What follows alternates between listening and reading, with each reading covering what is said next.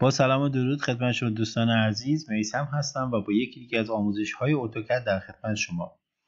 امروز میخوام به یکی از مباحث بسیار پرکاربرد نرم افزار اتوکد بپردازم، چیزی که به صورت مداوم توی ترسیماتمون توی نرم افزار ازش استفاده میکنیم.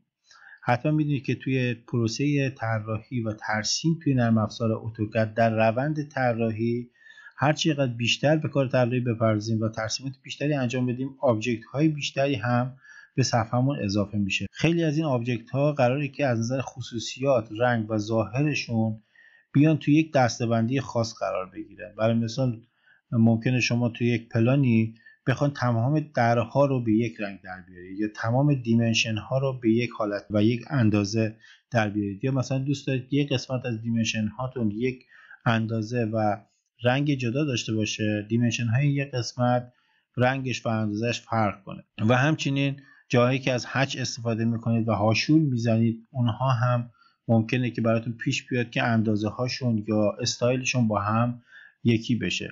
خب من امروز یک دستور خیلی سریع و جمع و جور رو بهتون معرفی میکنم که با استفاده از اون میتونید خصوصیاتی که در یک آبجکت هست رو خیلی راحت به یک آبجکت دیگه اعمال بکنید. من الان چند تا شکل اینجا کشیدم که هر کدوم خصوصیات خاص خودشو داره. دستوری که ما توی اتوکد داریم برای این کار دستور مچ پراپرتیز هست. از اسمش هم معلومه، یعنی مطابق کردن پراپرتیز یا خصوصیت. با وارد کردن MA به عنوان شورتکات مچ پراپرتیز میتونید این دستور رو فعال کنید و اینتر بزنید. زمانی که اینتر زدیم دستور فعال میشه و به ما میگه که select source object، یعنی آبجکت سورس و در واقع اصلی تو انتخاب کن. الان برای مثال من این دایره رو دارم و این مستطیل رو. خب من اومدم این دایره رو توی لایه رد قرار دادم و رنگش هم قرمز کردم و این مستطیل رو هم توی لایه یلو قرار دادم و رنگش رو زرد کردم. الان من میخوام این مستطیل رو بیام همرنگ این دایره بکنم. کاری که باید بکنم اینه که MA رو میزنم برای مچ پراپرتیز، آبجکت اصلی رو انتخاب میکنم و خیلی راحت میام آبجکت دوم رو انتخاب میکنم و میبینید که مستطیل ما همرنگ دایره میشه. این به این معنیه که مستطیل ما الان رفته توی لایه‌ای که دایره قرار داده و اگه من اینتر رو بزنم و بیام روی مستطیل کلیک بکنم، میبینید که مستطیل من اومده و توی لایه رد قرار گرفته. خب من یک بک میزنم و این کار رو این بار با این دایره انجام میدم. دوباره مچ پراپرتیز، اینتر، مستطیل رو به عنوان آبجکت اصلی و این دایره رو به عنوان آبجکت دوم انتخاب میکنم و زمانی که من اگه این هچ رو هم به صورت جداگانه انتخاب بکنم، میبینید که رنگ مستطیل میاد و به این هچ هم اضافه میشه. حالا میبینید که این دایره و هاشورش اومده توی لایه یلو قرار گرفته. دوباره من میام و این بار خصوصیت این هاشور رو به این هاشوری که توی دایره هست میدم. دوباره مچ پراپرتیز، اینتر، این رو انتخاب میکنم و میام هاشور داخل دایره رو انتخاب میکنم. اینجا چه اتفاقی افتاد؟ دفعه قبلی که اومدم خصوصیات مستطیل رو به این هاشور دادم، فقط رنگش زرد شد. چرا؟ چون خصوصیت هاشوری نداشت، یعنی خصوصیتی که شامل هاشور باشه نداشت این مستطیل و فقط رنگش زرد شد و رفت توی لایه اون. ولی حالا که از هاشور این مستطیل گرفتم و آوردم به هاشور دایره زدم، میبینم که هم لایه بندیش و رنگش و همین که شکل هاشور و اندازه هاشورش تغییر پیدا کرد و در واقع همسان اون هاشوری که توی مستطیل بود شد. خب همین عمل رو میتونیم برای مت و همچنین دیمنشن ها هم انجام بدیم.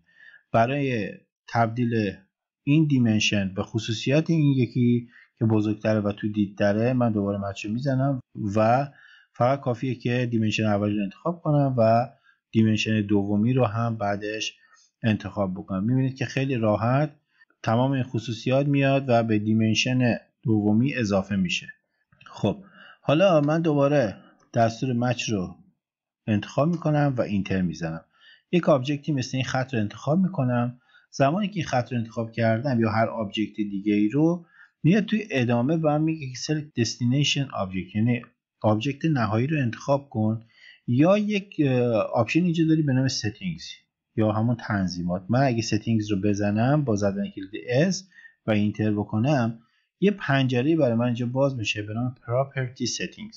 property settings یک سری آیتم ها تو خودش داره که به ما میگه که مثلا چه قسمت هایی رو میتونیم انتخاب بکنیم که اون قسمت ها اعمال بشه به آبجکت دوم. مثلا توی بیسیک پراپرتیز یک سری جزئیات و خصوصیات اولیه هست مثل رنگ، مثل لایه بندی، مثل لاین تایپ و بقیه موارد دیگه مثل شفافیت و ضخامت.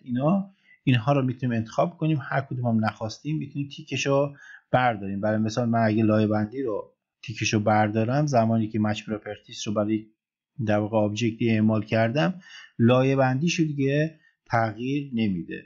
و توی قسمت اسپیشال پراپرتیز هم یک سری گزینه‌ها هست به نام دیمنشن و پلیلاین و متریال و اینها که اگه نگاه بکنید الان 8 توشون هست.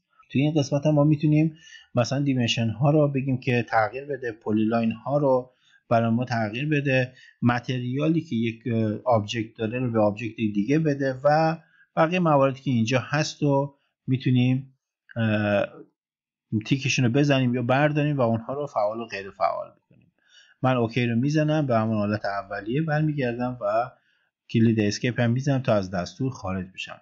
خب دوستان عزیز، این آموزش خیلی ساده و کار راه انداز توی نرم افزار اتوکد. اگه تا حالا نمیدونستید این آموزش خیلی به کارتون میاد و میتونید ازش استفاده بکنید. تو سرعت کارتون بسیار تاثیر داره. ممنونم که تا اینجای آموزش با من همراه بودید. امیدوارم که از آموزش خوشتون بیاد. اگه از آموزش خوشتون اومده حتما ویدیو رو لایک بکنید و اگه از این دست آموزش‌های مربوط به اتوکد خوشتون میاد، من به صورت هفتگی یک سری آموزش‌ها توی کانالم قرار میدم. میتونید کانال رو سابسکرایب بکنید، علامت زنگوله بغلش هم بزنید تا ویدیوی جدیدی اگه از من منتشر شد اولین نفر با خبر بشید و تشریف بیارید ویدیو رو ببینید. متشکرم. خداحافظ.